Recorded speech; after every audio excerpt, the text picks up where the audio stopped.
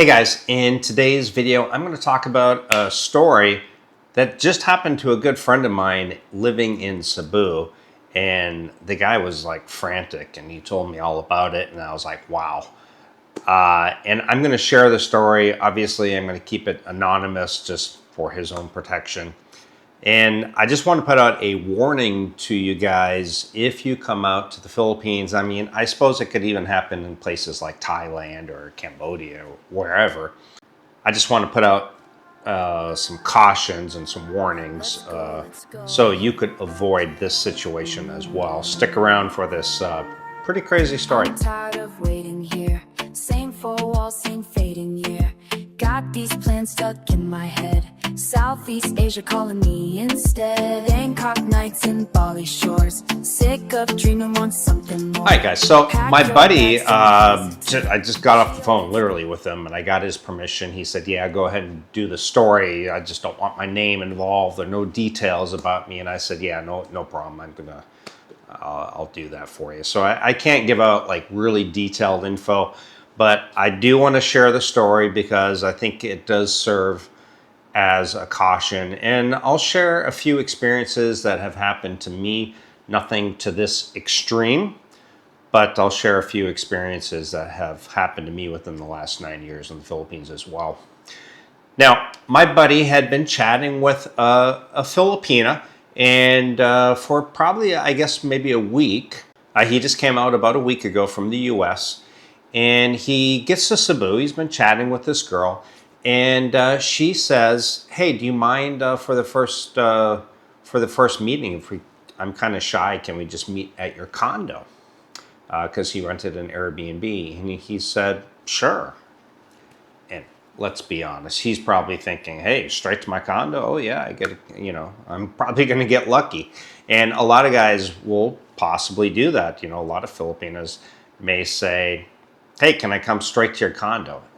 Immediately, guys, that should probably be a warning sign that if a girl is willing to come straight to your hotel room or condo, your spidey sense should be up already saying, okay, this is not really normal behavior for a good Filipina girl to be doing this. Or even like a girl from Thailand or Cambodia or wherever. It really doesn't matter, but it just happened to be that this happened in the Philippines. Anyway, she shows up, and she had her sister with her. She stated it was her sister. Anyway, he's like, "Well, I thought it was just you." And she said, "Well, I'm just like a bit shy. I just wanted to bring my sister. I hope that's okay." And he said, "Yeah, it's fine." So he invited in, and they're chatting and stuff. And the next thing he's having fun with the two sisters. I won't get into any more detail than that. But anyway, the deed is over or whatever, and they're chatting or whatever. And she said, "You need to give me some money." And he said, "Money?" He said, "You never said anything about money." He's like, "I don't mind paying for your grab ride back home." And she said, "No, you need to give me 5,000 pesos. And he said, "I'm not going to give you 5,000 pesos. And then she said, "My sister's a minor." And automatically he got, obviously he was like very scared about, oh shit, And so he said, okay, I'll just, he went and grabbed a bunch of money and gave it to the sister, the two girls, and said, "Just leave." And then they started saying, "This is not enough. We need more." He said, "I don't have any more." And they said, "Well, we'll walk with you to the ATM." And he said, "Well, listen, I don't have any more, and I'm not going to walk to the ATM with you." And he said, "I'll call the security of the condo." And they said, "Go ahead, call the security of the condo." And at this point, he's panicked because he thinks the sister is a minor. Now, it turns out that she wasn't a minor, and it was just kind of a bluff. And the point is he did not know that at the time. So he's panicking. He's like, "Listen, just leave." He's like, "I gave you 5,000 pesos. Just leave." And anyway, he finally starts to think about it. He's like, there's no way she's a minor. She looks much older. She looks like she's like in her mid-20s. So he calls the bluff and he says, you know what, I'm just going to call security. And then they kind of panic. And they say, and they went over and grabbed the phone that was connected into the wall, and they grabbed it and they ripped it out of the wall and threw it on the ground. And so now they've thrown that, and they said, we're going to start breaking stuff. And the ones, he's like, come on, don't break stuff. Just I'll wire you some more money later. He didn't want to leave the condo with them. And in retrospect, I don't know if he should have or what, but But anyway, the point is, then the other sister went and grabbed a coffee mug, threw it on the floor, and now we got a coffee mug, the phone, and just they're like threatening to break stuff. And he had to he sat down on the bed and he's like just calm, and he said, listen, I will give you more money. Just please leave. We'll walk out and I'll give you more money. So anyway, he opens the door, he gets him to go out, and then he goes back inside and locks the door real quick. And then he called security. He goes, he threw the door, he goes, I'm going to call security. And they left at that point. So it does end up probably that they're making a bluff. The one girl is not a minor. They were trying to break stuff to get him to give more money. So the poor guy's like, I will never have a girl come straight to my condo again. And this can happen in the Philippines or Thailand or Vietnam or wherever. When you have extreme poverty, you get desperation. And when you have desperation, you get girls who will almost do anything. I mean, this could have been a dangerous situation for them. Could have been a dangerous situation for him. Now, if they would have got the police involved or anything, guess what? It's their word against his. And who do you think they're going to believe? They aren't going to believe him. I can promise you that. You will end up in a Philippines jail cell first, and then you have to prove your innocence. That's the God honest truth. That is the way it works in the Philippines. So you have to you have to be very cautious. Do not meet a girl in your condo or your hotel room without vetting them and meeting them out in public first. Do not do it. Now, chances are 9 out of 10, it probably would be fine, but don't take the chance. Just don't take the chance. This could have went very, very wrong for him.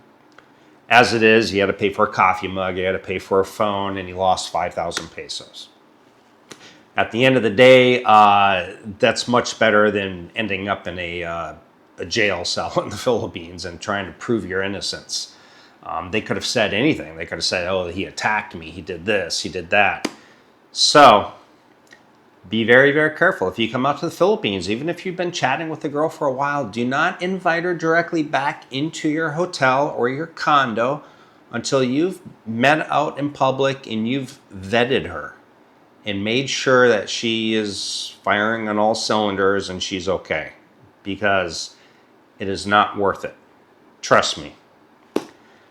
Now, things that have happened to me, nothing like this.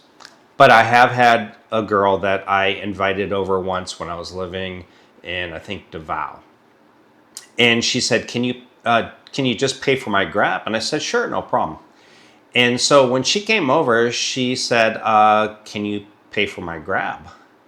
And I said, sure. I said, where were you coming from? And she told me, and I looked it up on Grab. I said, here's how much it is, like 175. And then she's like, what about food? I was like, okay, well, let's say I'll give you a Jollibee meal. That's like 200 pesos for like a full meal at Jollibee.